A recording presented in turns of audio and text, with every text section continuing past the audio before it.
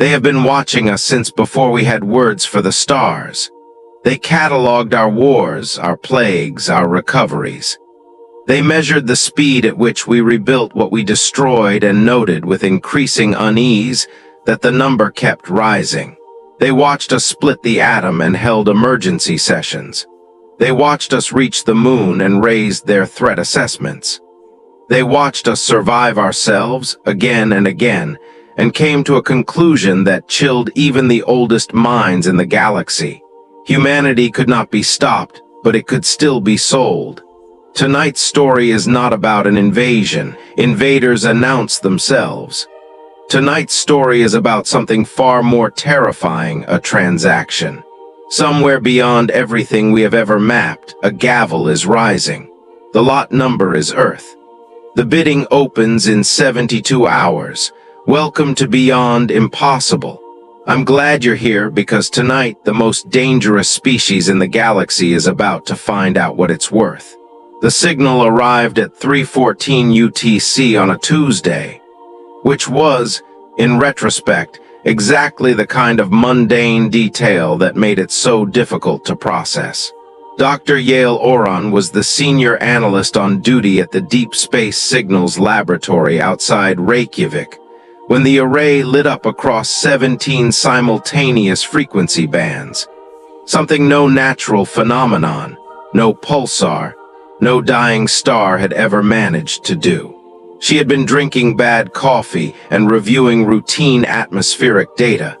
She set the cup down and did not pick it up again for 11 hours. The signal was not random noise dressed in complexity. It was structured at a level that made every previous candidate for extraterrestrial contact look like static. It contained internal mathematical proofs, a self-teaching cipher, and embedded within its third decryption layer, something that turned Yael's considerable composure to ash. A product listing, formatted, categorized, professionally presented. Item designation, so L-3. Common regional name, cross-referenced from 17 decades of intercepted radio transmissions, Earth. The decryption team worked in silence so complete that the ventilation system sounded like a storm. By hour 6, they had the framework. By hour 9, they had enough to brief the director. Cassius Marin, a man who had spent 30 years preparing humanity's institutional response to first contact, who had always imagined it would arrive as a greeting, stood before a galactic-scale commercial broadcast and understood that they had been catastrophically wrong about what contact would look like. It was an auction. The sellers were a consortium called the Assessor Guild, civilizations that had conducted sustained covert observation of Earth for no fewer than 300 years. The documentation was exhaustive. Behavioral profiles, resource inventories, military potential assessments with footnotes referencing events humanity still classified. Observation logs timestamped to the Napoleonic Wars, to Hiroshima, to the first Mars landing. Generations of alien analysts, recording every iteration of human ambition with the dispassion of accountants. The listing's summary was 6 lines. Yael translated them herself, slowly, because she needed to be certain she had it right. Lot 7441 Sol, 1 inhabited class embody. Indigenous apex species, human, classified terminus 4 unpredictable. Technological acceleration rate, exceptional. Containment window, closing. Preemptive acquisition recommended. Opening bid, 40 million stellar mass energy credits. Auction closes in 71 hours. Cassius read it twice. Then he picked up the emergency line and said 4 words that had never been spoken in that sequence before in the history of the institution. We are being sold.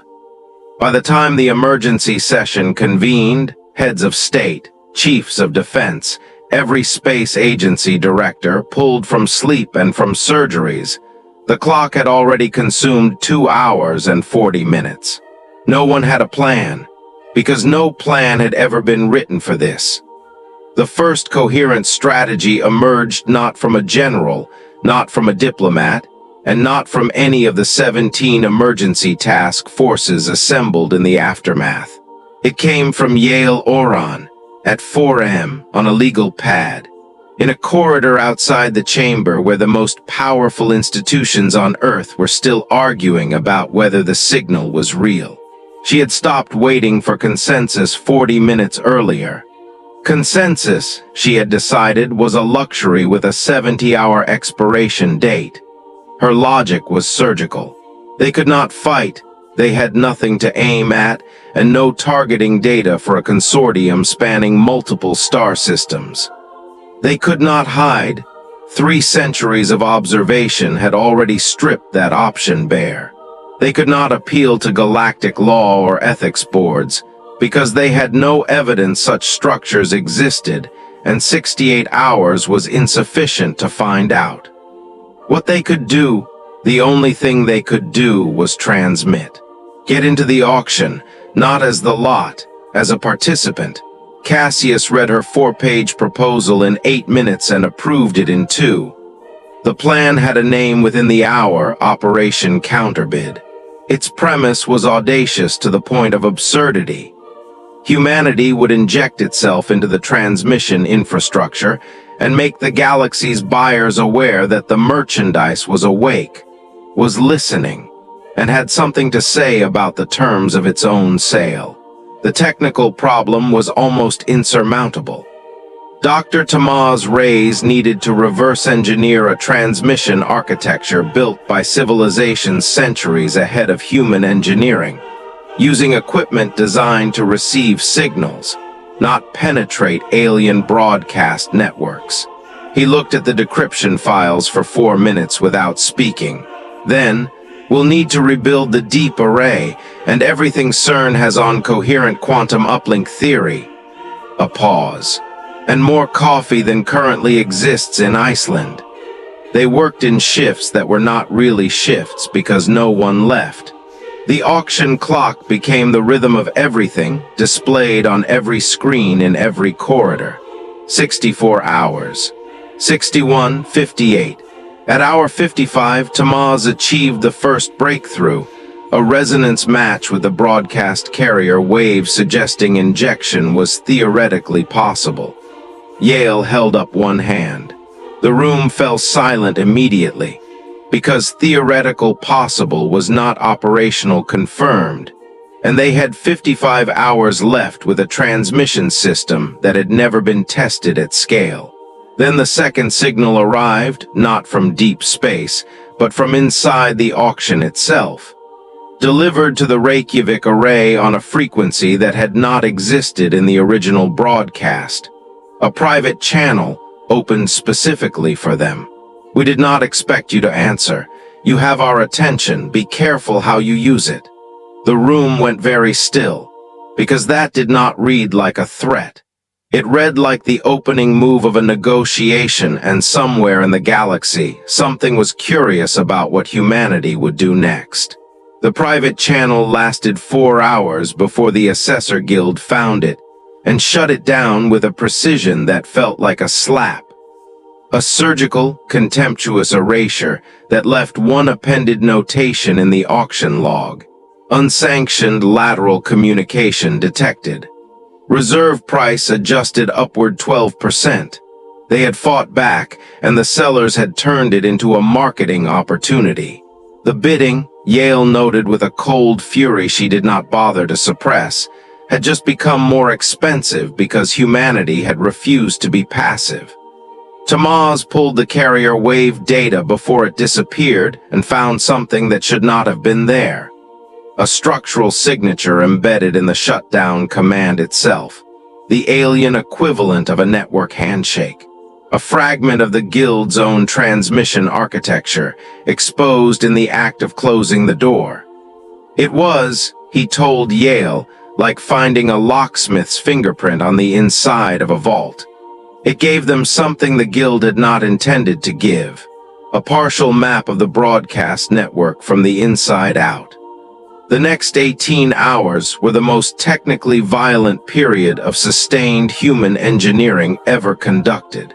Tamaz's team used the handshake fragment to model the Guild's quantum coherent relay network, operating on entanglement principles that human physics had theorized but never built.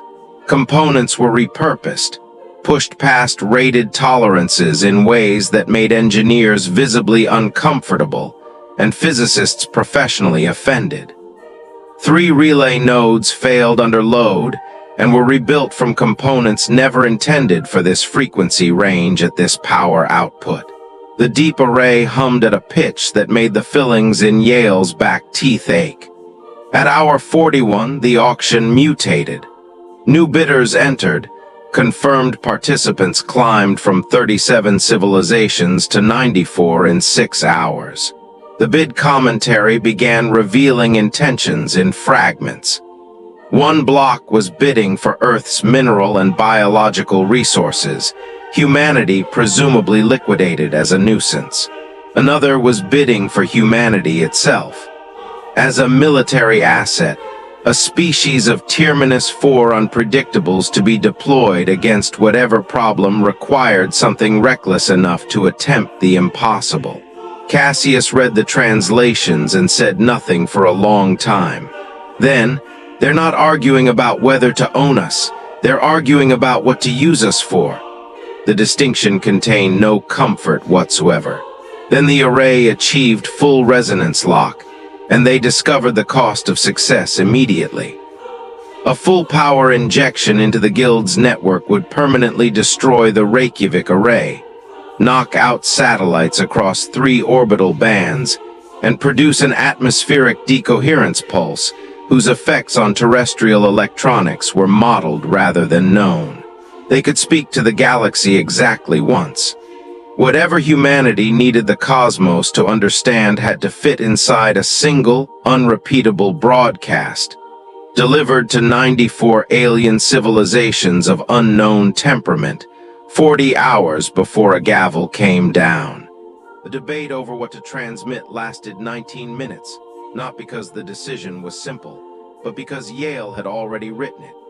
She had been writing it in fragments since hour 11 in the margins of decryption printouts on the backs of briefing documents. She had not been certain it was right until Cassius asked the room what humanity should say, and the room went silent with the paralysis of people who understood the stakes too completely to begin. She stood up and read it aloud. 4 minutes. When she finished, the silence held for a different reason entirely. It was not a plea, not a diplomatic overture, not a declaration of rights. It was something the Guild's 3 centuries of observation had never recorded humanity producing, a precise, unflinching self-assessment delivered without apology. It named every war, every atrocity, every failure the observers had documented. It confirmed the Terminus 4 unpredictable classification as accurate. And then, with the methodical patience of a species that had survived every attempt to end it, it explained what the data did not capture. That unpredictability was not a flaw in humanity's architecture. It was the architecture.